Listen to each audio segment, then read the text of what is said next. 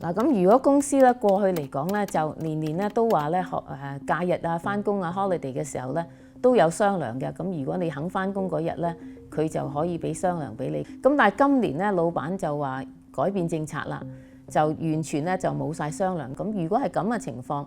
你可唔可以話喂，以前有喎，咁你而家冇，我係咪可以要求個僱主係依照翻佢以前做開嘅政策咧嚟俾翻雙糧咧？因為勞工法咧就係隨意呢個老闆嘅